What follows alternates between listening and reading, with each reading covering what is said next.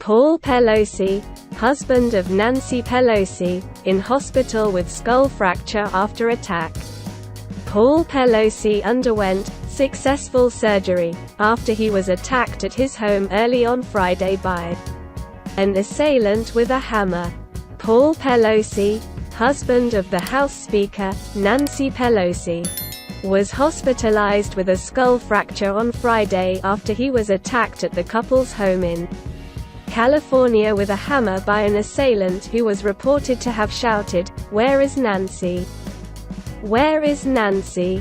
Paul Pelosi, 82, underwent successful surgery to repair a skull fracture and other serious injuries sustained during the assault and is expected to make a full recovery. According to Nancy Pelosi's longtime spokesperson, Drew Hamill, earlier this morning, Paul Pelosi was attacked at home by an assailant who acted with force and threatened his life while demanding to see the speaker. Hamill said in a statement on Friday afternoon. San Francisco police said that Paul Pelosi managed to call 911, but didn't directly report what was happening, but that a dispatcher sent officers to follow up with a well-being check at about 2:27 a.m. local time on Friday morning. They found an adult male confronting Paul Pelosi, and a hammer was being grasped by both men. The suspect pulled the hammer away from Pelosi and violently assaulted him with it.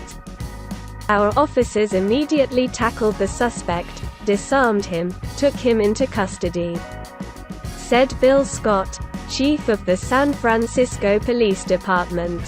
Scott named the suspect as David DePape, 42, and said he broke in through a back door. Charges are to be brought at the San Francisco County Jail, including attempted homicide, assault with a deadly weapon, elder abuse, burglary and other felonies. DePape remained in the hospital on Friday evening, but the chief did not disclose his condition. Scott said police were still investigating the motive, but said, "This was not a random act. This was intentional." It was reported by CNN that the suspect intended to tie the victim up until Nancy got home, and that he had posted right-wing and conspiracy theories online, including content promoting the lie that Donald Trump was deprived of victory in the 2020 election because of voter fraud.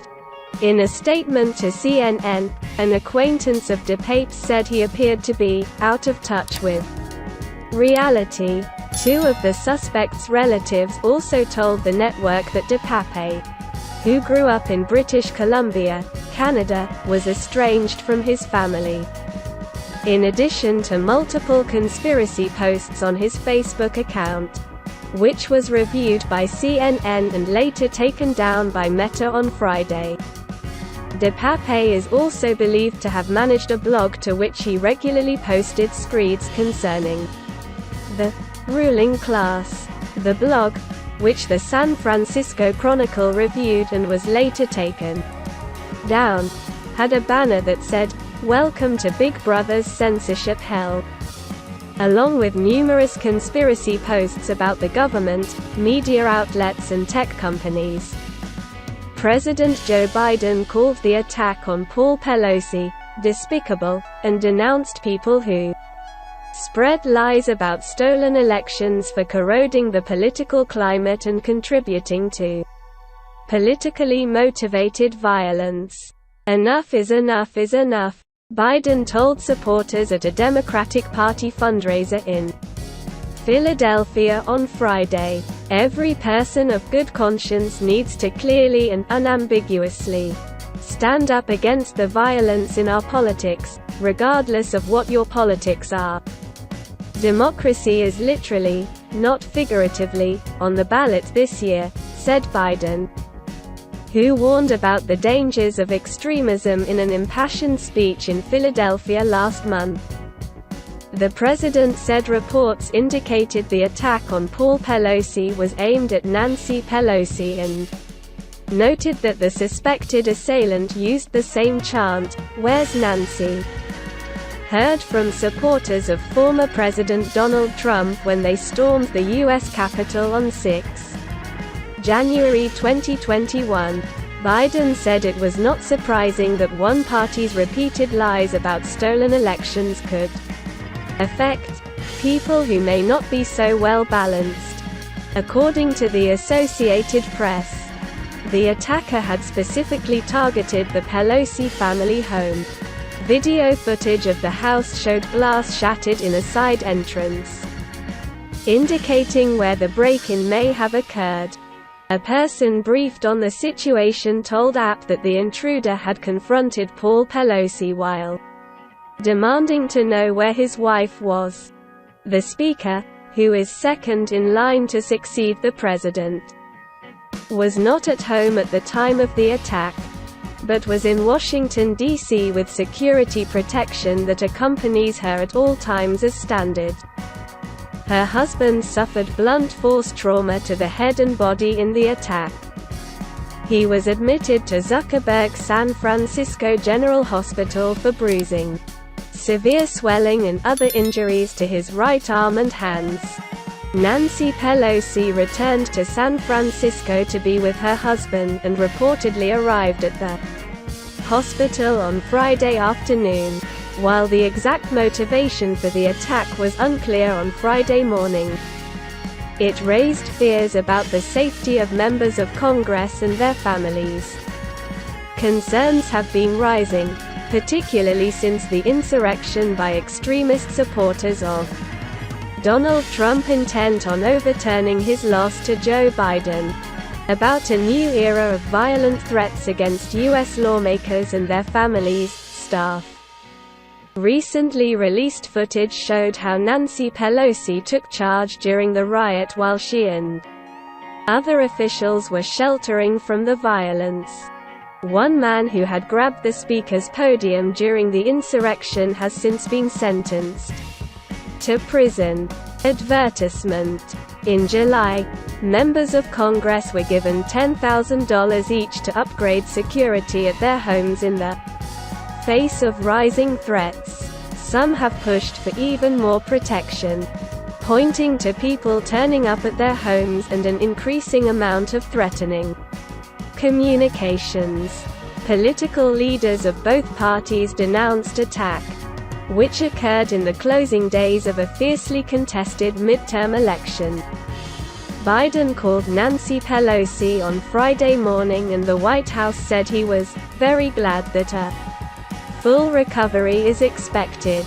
Chuck Schumer, the Democratic Majority Leader in the U.S. Senate, called Friday's attack a dastardly act, and conveyed his deepest concern and heartfelt wishes to Nancy Pelosi. Kevin McCarthy, the minority leader in the House who is poised to take over as Speaker should the Democrats lose control of the chamber in next month's midterm elections, reached out to check in on Paul, according to a spokesperson. The Senate Minority Leader, Mitch McConnell, said he was horrified and disgusted by the assault. Paul Pelosi is a businessman who runs his own real estate and venture capital investment firm, Financial Leasing Services, based in San Francisco. He met Nancy D'Alessandro when they were both students in Washington, D.C., and they married in 1963. They have 5 children and many grandchildren. Nancy Pelosi has had 2 stints as Speaker of the U.S. House between 2007 to 2011 and since January 2019. She represents California's 12th congressional district. The investigation into Friday's attack is being handled jointly by the FBI, the U.S. Capitol Police, USCP, and local San Francisco offices. A team of threat assessment investigators from the East Coast was also sent to assist the FBI and the San Francisco Police Department with a joint investigation. Nancy Pelosi had just returned to Washington this week from a security conference in Europe and was due to make a keynote speech at an LGBTQ+ advocacy event on Saturday evening with Vice President Kamala Harris, but has cancelled her appearance in Philadelphia on Friday evening.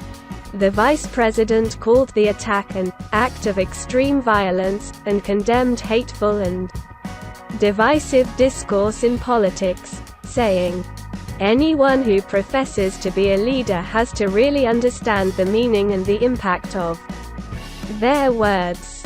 In addition to the rising threats on members of Congress, state and local politicians have also been confronted by increased threat levels. This week the campaign office of Katie Hobbs, Arizona's Secretary of State who is running for governor of the state in next month's midterm elections, was broken into.